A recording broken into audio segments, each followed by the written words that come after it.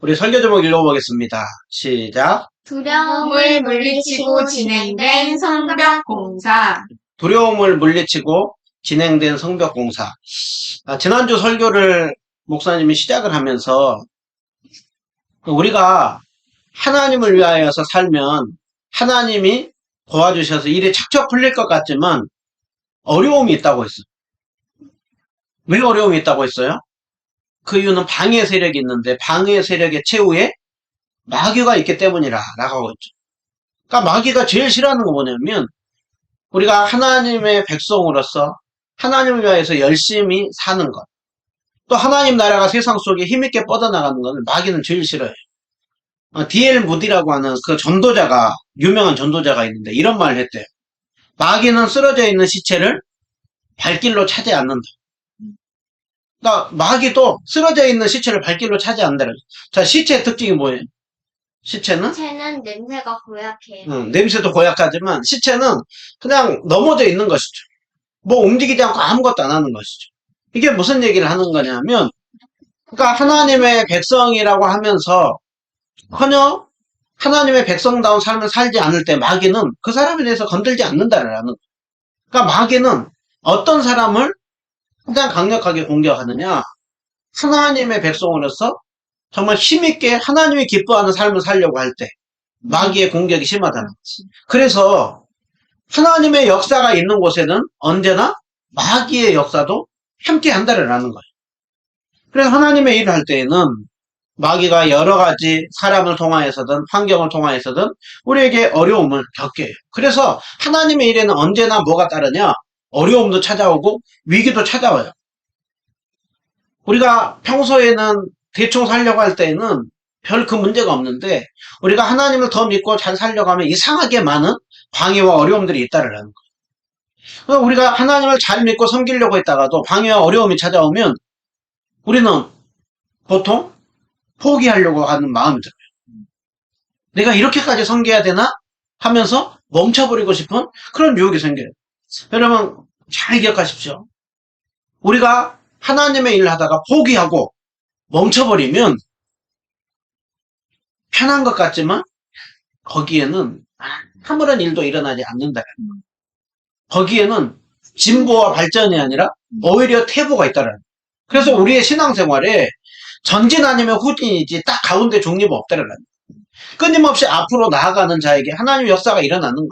근데 끊임없이 우리가 뒤로 퇴보할 때 그때 우리는 삶을 살아가지만 전혀 영향력을 끼치지 못한다는 거예요. 그래서 우리가 하나님을 위하여서 열심히 삶을 살려고 할 때 어떤 어려움과 문제들이 찾아올 때 그것은 이상한 일이 아니라 지극히 정상적인 일이다. 근데 믿음의 사람들은 항상 그 어려움과 그 많은 위기들을 뚫고 나가는 가운데 하나님의 역사가 일어났던 것이죠. 우리가 보면 느헤미야서는 그 많은 문제와 어려움들을 위기를 떨치면서 나가는 것을 볼 수가 있어요. 거기에 대해서 우리는 많은 또 힌트를 얻을 수가 있는 거예요. 문제와 어려움이 찾아올 때 이렇게 극복해야 되는구나. 오늘 역시도 이스라엘 백성들에게 성벽을 짓는 가운데 어려움이 있을 때 그들은 또 그 문제들을 어떻게 대처하고 있는가. 우리가 그 부분을 보게 됩니다. 자, 우리가 지난주 내용을 잠깐 생각을 해보면 이스라엘 백성들이 함께 힘을 모아가지고 성벽을 세우기 시작했어요. 열심히 세우기 시작할 때 제일 먼저 그 일을 방해하고 나섰던 사람이 누구냐면 여기 앞에 보면 산발락과 도비아죠. 그 중에 가장 중심 인물이 산발락이, 사마리아의 그 총독이었던 산발락이 그리고 도비아와 함께 하나님의 일을 하는 것을 방해하는데 제일 먼저 뭘로 방해했다고 하냐면 항상 일로 방해했다고. 그러니까 마귀에 대하여서 성경은 참소자라라고 하고 있어요. 그러니까 끊임없이 마귀는 뭔가 사람의 뭔가 약점 또 어떤 문제들을 끊임없이 들춰내면서 말로 방해한다라는 거예요. 자, 이스라엘 백성들을 말로 기죽였을 때 이스라엘 백성들이 잘했던 게 있었어요. 그들이 아무리 뭐라고 해도 그것을 하나님 앞에 그들의 문제를 맡기고서는 귀를 딱 닫고 정말 마음을 들여서 성벽 짓는 일에 집중했다라고. 그러니까 믿음의 사람들은 항상 무엇보다도 앞에 자신이 어디에 집중해야 될지를 아는 거예요. 그래서 이들이 산발락과 도비아가 방해를 하였지만 마음을 들여서 성벽 공사를 하는 가운데 어느 순간에 이제 성벽이 벌써 반 높이에 쌓아졌어요. 그랬을 때 그들은 가만히 있지 않죠. 이제는 산발락과 도비아뿐만이 아니라 예루살렘 주변에 다 그 게셈, 또 아수도 사람들과 아라비아 사람들, 암몬 사람들, 이 주변 사람들이 성벽 짓는 것을 다 방해하는 거예요. 뭘로 방해했냐면 이제는 말로만 한 것이 아니라 이제는 무력을 쓰고 위협을 주고 하면서 우리가 쳐들어가서 저들을 죽이고 그리고서는 예루살렘 성벽 짓는 것을 멈추게 하자라고 했어요. 자, 이들의 그 협박과 위협이 있었을 때 이스라엘 백성들은 거기에 넘어갔죠.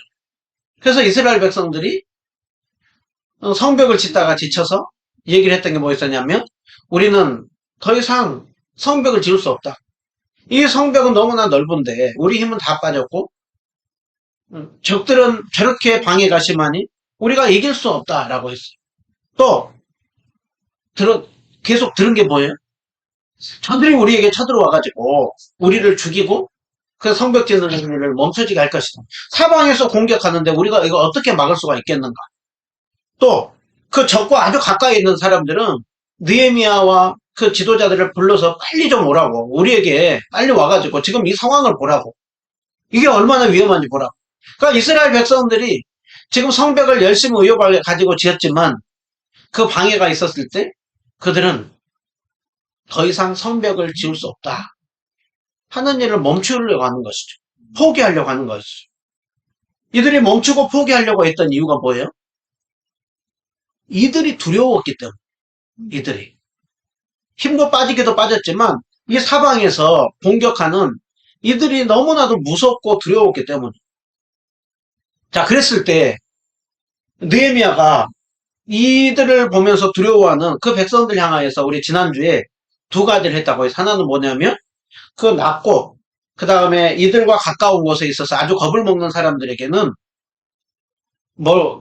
겁을 먹는 사람들에게 무장시켜서 그 사람들을 좀 지키게 해서, 그리고 느헤미야가 그 백성들에게 한 가지 외쳤다라고 했죠. 그죠?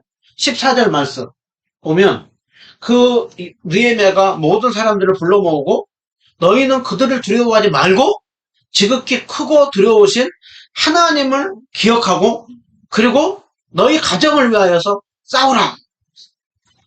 그러니까 느헤미야는 뭐라고 했다고요? 저들을 두려워하지 말고 하나님을 두려워하고 하나님을 믿고 그 다음에 너희 가정을 위하여서 싸우라 라고 했어요.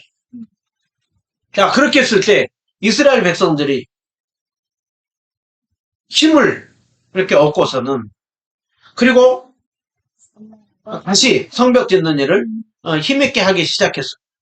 그러고 났을 때 오늘 우리가 읽은 15절에 보면 이스라엘 백성들이 정말 그들을 두려워하기보다는 하나님을 기억하고 싸웠을 때 어떤 일이 일어나냐면 대적들이 우리가 그들의 의도를 눈치챘다음을 듣고 그리고서는 한 발 물러났대.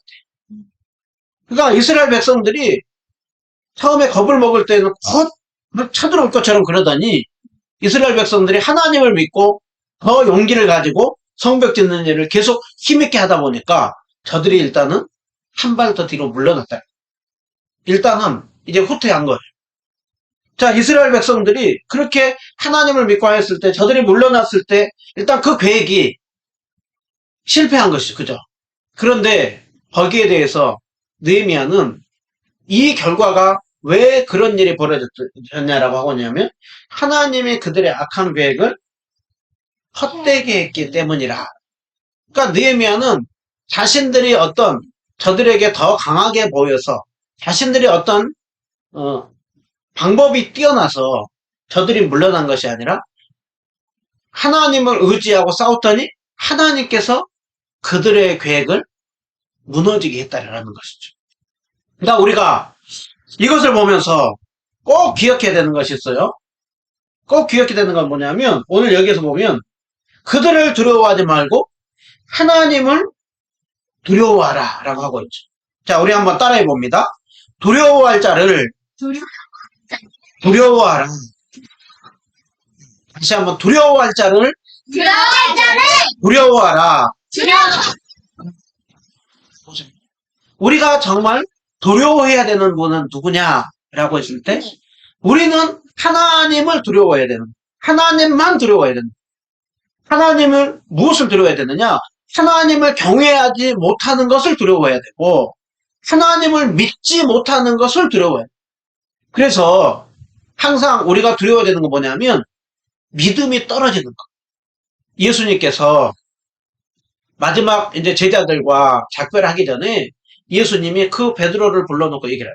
베드로야, 내가 너에게 믿음이 떨어지지 않도록 기도했다. 사단이 밀가루 까부르듯이 너희들을 다 정말 낙심케 하고 넘어지게 할 것인데, 그런데 내가 너의 믿음이 떨어지지 않도록 기도했다. 그러니 너는 이후에 정말 그 믿음 안에 굳게 서서 그리고 다른 사도들을 비롯한 많은 사람들의 믿음을 일으키는 일을 하라라고 하고 있어요. 그래서 우리는 가장 두려워해야 되는 게 뭐냐면 하나님을 온전히 믿지 못하는 것, 하나님을 경외하지 않는 것, 하나님을 우습게 여기는 것, 어느 때는 하나님의 아무 능력이 없는 것처럼 여기는 것. 우리는 그것을 정말 두려워해요. 우리는 반대로 누구를 두려워할 필요가 없냐? 마귀를 두려워할 필요가 없어요. 마귀를. 왜? 예수님께서 말씀했어요. 담대하라. 내가 세상을 이겼다라고. 마귀를 이겼다라는. 마귀는 예수님을 십자가에 못 박아 죽이면 자기가 이길 줄 알았어요. 그런데 성경은 뭐라고 해요? 십자가의 죽음으로 끝난 것이 아니라 부활함으로 십자가로 승리하셨다라고. 그러니까 우리에게는 승리하신 예수님이 계셔요. 그렇기 때문에 마귀는 우리를 억제하지 못해. 마귀는 우리에게 때로는 굉장히 위협하는 것처럼 하지만 마귀는 아무 능력이 없어요. 그렇기 때문에 우리가 예수 그리스도의 이름을 의지하며 나가면 마귀는 꼼짝 못합니다. 또 우리는 사람을 두려워할 필요가 없다라고 하고 있어요. 우리가 어느 때에는 사람이 너무 두렵잖아요. 그죠? 그런데 사람이 대단해 보이지만 성경은 우리 사람들에 대해서 뭐라고 하고 있느냐면 잠시 있다가 사라지는 안개와 같은 존재들. 하루아침에 피었다가 지는 꽃과 같은 인생들. 권력이 영원할 것 같지만 하나님께서 허락한 시간까지만 영원하고 허락한 시간까지만 있고 그 이후로는 다 약해진다라고. 그래서 우리가 늘 사람을 우리는 두려워할 필요가 없어요. 두려워할 때마다 우리는 하나님 바라보면 그렇게 대단해 보이고 힘있어 보이는 그 사람들이 하나님 앞에서 별거 아니구나. 그래서 우리는 사람을 사랑해야 돼요. 두려워할 것이 아니고 또 우리가 두려워하지 않아야 될 게 뭐냐면 환경은 우리를 너무 두렵게 하는 상황과 현실들이 많아요. 그때 우리에게 하나님이 보이면 우리는 이기며 나갈 수가 있어요. 느헤미야는 이스라엘 백성들에게 그들을 두려워하지 말고 하나님만 믿고 나가라고 했어요. 그래서 예수님께서 이 말씀도 하죠. 몸은 죽여도 영혼은 죽이지 못하는 자들을 두려워하지 말고 몸과 영혼을 능히 지옥에 멸할 수 있는 자를 두려워하라 라고 하고 있어요. 자, 오늘 사람의 몸은 피해를 줄 수가 있지만 몸과 영혼은 어쩔 수가 없는 거예요. 그런데 우리 하나님은 어떤 분이래요? 몸과 영혼까지 하나님은 다스리시는 거예요. 오늘 이렇게 말씀드려요. 참새 2마리가 있는데 하나님이 허락하지 않으면 참새 1마리도 땅에 떨어지지 않는데, 그리고 우리의 머리털까지 다 아시는 하나님이라고. 그렇기 때문에 우리를 누구보다도 잘 아시고 우리를 지키시고 인도하시는 그 하나님만 우리가 믿고 의지하며 나가면 우리로 하여금 두려움이 이겨지는 거예요. 두려움에 빠지면 우리는 아무것도 못해요.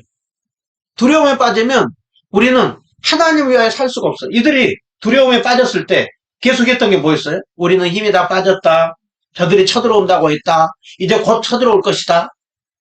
그 두려움에 빠진 그 이스라엘 백성들을 느헤미야는 하나님만 두려워하라 라고 했을 때 하나님이 그들의 악한 계획을 다 넘어뜨렸다라고. 자, 성경에 보면 창세기 11장에 보면 사람들이 계획을 했어. 함께 힘을 모으고 우리가 함께 높은 성벽을 쌓고 세상에 우리가 이름을 내고 흩어짐을 면하자. 그런데 어땠어요? 하나님이 한 번 바벨탑 그 계획을 세운 사람들을 흩어버리니까 순식간에 그 계획은 다 넘어지는 거예요. 무너지는 거예요. 그래서 시편 2편도 이렇게 말씀해요. 이방에 떠들고 사람들을 모여서 그 악한 계획을 세우지만 하늘에 계신 이가 웃는다라고 하고 있어요. 그래서 오늘 우리가 제목 꼭 기억하세요. 두려움을 우리는 뭐 해야 돼요? 두려움을 물리쳐야 돼요. 두려움을 이겨내는 거예요. 그리고 하나님 바라보며 나아가는 거예요. 자, 그들이 이제 그 두려움을 이겨내고 성벽을 이제 계속해서 쌓아나가고 있습니다. 그런데 이들이 물러나고 났으면 이제는 조금 더 편안하게 할 수도 있잖아요. 그런데 느헤미야와 이스라엘 백성들은 뭘 하고 있느냐 하면 더 본격적으로 더 적들이 쳐들어올 것을 또 생각하면서 더 강하게 무장하는 걸 볼 수가 있어요. 이스라엘 백성들이 이제 적들이 한 방 물러나고 났을 때 그들은 그냥 이제 안심하고 편안하게 성벽 짓는 것이 아니라 저들이 다시 쳐들어올 줄 알았어요. 그리고서는 더 강력하게 무장하는 걸 볼 수가 있어요.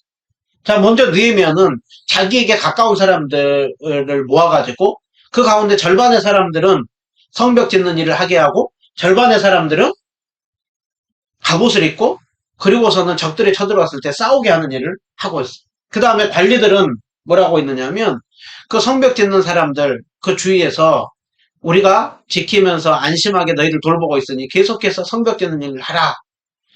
관리들도 지금 경비를 서는 일을 하고 있죠. 그 다음에 짐을 나르는 사람들은 돌이 무겁잖아요.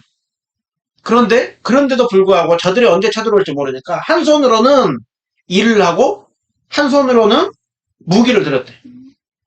자, 한 손으로는 일을 하고 한 손에는 무기를 들었어요. 짐을 나르고 하면은 힘들까요? 안 힘들까요? 엄청 힘든데도 저들이 언제 쳐들어올지 모르니까 그럼에도 불구하고 포기하지 않고 항상 싸울 준비를 하면서 일을 하고 있어요. 또 건축하는 사람들은 이제 건축은 이제 두 손으로 해야 돼. 허리에 칼을 차고 그리고 나팔 부는 사람은 적들이 쳐들어오면 언제든 나팔 불면은 그곳 한 곳에 모이더라. 그러니까 오늘 느헤미야의 아래에 있는 부하들도 관리들도 짐을 나르는 사람들도 성벽을 그렇게 건축하는 사람들도 다 각자 느헤미야도 이렇게 보면서 언제나 적이 쳐들어오면 그 적들을 싸울 준비를 하고 있는 거예요. 그러니까 오늘 우리가 여기에서 뭘 볼 수가 있는 거예요? 철저히 무장하는 것을 보고 있죠. 적들이 쳐들어왔을 때 언제나 그들을 향하여서 싸울 준비를 하고 있는 거예요. 그러면서도 그러니까 한쪽으로는 싸울 준비하고 한쪽으로는 이렇게 일을 하는 그 모습, 준비하는 모습을 볼 수가 있죠. 자, 오늘 이스라엘 백성들만 오늘 그 항상 적들을 생각하면서 무장하는 것이 아니라 성경 우리에게 뭐를 하라고 하고 있느냐면 우리가 이 세상 속에서 적들과 싸워서 이기기 위해서 하나님의 전신갑주를 입으라 라고 하고 있어요. 에베소 6장에 보면 지금 이게 어떤 모습이에요? 갑옷 입고 적들이 쳐들어왔을 때 방패로 막고 그리고 공격하려고 하는 그 모습이 있죠. 하나님의 여기에서 전신갑주라고 하는 거는 하나님께서 우리에게 적들로부터 방어하고 싸우게 하는 것들을 입으라 하라고 하고 있어요. 그러면서 그것이 뭐냐라고 하고 있느냐면 우리가 구원의 확신이 있어야 된다. 이 세상 속에서 우리가 이 강한 병사로 살기 위해서는 구원의 확신이 있어야 되고 그 다음에 우리는 믿음의 방패, 적들이 쳐들어올 때 그 믿음으로 우리가 방어하고 그 다음에 여기서 중요한 것이 성령의 검. 성령의 검은 진리의 말씀이 있어야 된다. 그리고 여기서 아주 중요한 건 진리의 허리띠. 그래서 우리가 하나님 말씀으로 구원의 확신과 그 다음에 우리가 그 믿음이 있어야 되고 그 다음에 말씀으로 끊임없이 적을 물리치려고 하는 이런 것들이 준비가 돼야 된다. 그럴 때 우리가 세상에서 하나님의 강력한 군사로 살 수 있다는 거예요. 자, 그렇기 때문에 우리도 끊임없이 무장해야 돼요. 하나님의 자녀로서 우리가 세상 속에 영향력을 끼치기 위해서는 우리가 준비된 군사가 돼야 되는데, 특별히 또 이 어두운 시대 가운데 성경에 보면 마지막 때 우리가 어떻게 하면 그 적들로부터 이기는 삶을 살 수가 있느냐? 마지막 때가 되면 뭐 한다라고 하고 있느냐 하면 자기를 사랑하고 돈을 사랑하고 쾌락을 사랑하고 사랑하기를 하나님 사랑하는 것보다 더 한다라고 하고 있어요. 그러면서 마지막 때는 어떤 때라고 하고 있어요? 악한 사람들은 더욱더 속이기도 하고 속기도 한대. 그러니까 이 세상은 지금 이 세상이 어떤 세상이에요? 끊임없이 이런 모습들이 가득한 세상이에요. 그런데 우리가 이런 세상에서 우리가 그 적들로부터 방어하고 승리하는 삶을 살기 위해서 우리에게 필요한 게 뭐라고 하고 있어요? 배우고 확신한 일에 거하라 라고 하고 있죠. 그러니까 정말 우리에게 필요한 게 뭐냐면 정말 하나님의 말씀으로 우리가 잘 무장되어 있어야 된다. 그래서 성경은 우리로 하여금 더욱더 구원의 확신을 갖게 한대요. 그리고 하나님의 사람으로 더욱더 성숙한 사람이 되게 하고 우리가 세상 속에서 선한 일을 행할 수 있는 능력을 갖게 한대요. 그렇기 때문에 우리가 이 시대 가운데 우리도 더욱더 무엇으로 무장돼야 되느냐? 하나님 말씀으로 무장돼야 돼. 그래서 우리가 예배 드리는 가운데 하나님 말씀을 읽고 우리가 큐티를 하고 우리가 끊임없이 하나님 앞에 기도하며 나가는 것. 이 모든 것이 뭐냐면 우리도 이스라엘 백성들이 무장한 것처럼 우리도 무장하는 거예요. 그래서 우리가 말씀으로 무장하는 것. 우리 각자에게 그 말씀을 가지고 무장할 때 우리도 세상 속에 힘 있는 삶을 살아갈 수가 있다는 거예요. 그래서 먼저는 우리가 끊임없이 하나님 말씀과 기도로 무장하는 것. 그럴 때 우리가 세상 속에서 힘 있는 삶을 살아갈 수가 있어요. 자, 요즘에 목사님이 참 이분이 신순규 집사님이라는 분인데 이분은 원래 이렇게 태어날 때 눈이 조금 안 좋았는데 아주 이렇게 아예 보이지 않는 게 9살 때 눈이 안 보였대. 9살 때. 그런데 이분이 9살 때 이렇게 눈이 보이지 않고 생활하는데 불편함이 있었지만 이분에게 무엇이 있었냐면 귀한 신앙이 있었어요. 귀한 신앙이. 선교사님을 만나고 믿음의 또 사람들을 만나고 하면서 이분이 하나님을 잘 믿는 귀한 신앙이 있었어요. 그리고 이분에게 물어봤어요. 누가? 이 집사님에게 집사님 성공이란 뭐라고 생각하세요? 라고 물어봤어요. 그랬더니 이 집사님이 얘기를 한 것이 하나님이 나를 이 땅 가운데 보낸 목적이 있는데 이 땅 가운데 보낸 목적대로 그렇게 살아가는 것이 성공이라고 생각해요. 라고 했대. 근데 이분은 그렇게 하기 위해서 뭘 했느냐 하면 하나님 앞에 귀하게 쓰임받고 하나님 뜻대로 살기 위하여서 여러 가지 이렇게 그 앞이 보이지는 않았지만 자신이 그 주님 앞에 쓰임받기 위하여서 최선을 다해서 준비했대. 열심히 공부하고 열심히 노력하고 그렇게 잘 준비하는 가운데 지금 이 책도 쓰고 또 많은 분들에게 인터뷰도 하고 또 자 이분이 유퀴즈라고 하는 유재석 씨가 진행하는 그 방송에도 나와서 또 많은 사람들에게 굉장히 귀감을 주는 그 일을 했어요. 그래서 이분을 통하여서 정말 목사님이 느꼈던 거는 참 하나님을 사랑하고 하나님 앞에 정말 또 잘 준비된 사람들 이렇게 보니까 귀하게 쓰이는구나. 그것을 보면서 목사님도 더 참 하나님 앞에 잘 준비해서 사용돼야 되겠구나라는 그런 생각이 들었어요. 그러니까 우리도 지금 학생은 학생으로서 정말 잘 준비되는 거예요. 또 우리 직장 다니면서 직장에서 어떻게 영향을 끼칠 수 있을까 잘 준비하는 거예요. 항상 이분이 자신의 정체성을 물어봤을 때 제일 나의 정체성의 이론은 나는 그리스도인입니다. 이분의 그 정체성이래. 가장 첫 번째 나는 그리스도인이고 그리고 또 나는 누구의 남편이고 엄마 아빠고 그래서 다른 사람들에게 영향을 끼치는 사람 너무 멋있어요. 그래서 우리도 정말 그 이스라엘 백성들이 잘 무장하는 것처럼 우리도 귀하게 무장하였을 때 하나님께서 결정적일 때 쓰는 거. 느헤미야는 이스라엘 백성들을 잘 무장시키고 나서 한 가지 더 한 게 있어요. 잘 무장시키고 나서 또 사람들을 불러 모으고 뭐라고 했느냐면 하나님이 우리를 위하여 싸울 것입니다. 그러니까 느헤미야는 잘 그 적을 대처할 수 있도록 준비하고 난 이후에 우리가 준비하고 싸우지만 하나님이 저들을 물리치고 승리하게 할 것입니다. 그러니까 느헤미야는 믿음으로 격려하고 있어요. 사람들을. 우리는 약하죠? 저들이 금방 들어올 것 같죠? 우리가 열심히 세팅했다고 했지만 그런데 하나님이 도와줘서 우리가 이기게 할 것입니다. 자, 시편 127편 1절 목사님이 참 좋아하는 말씀. 이렇게 말씀하죠. 하나님께서 집을 세우지 아니하면 세우는 자의 수고가 어떻대요?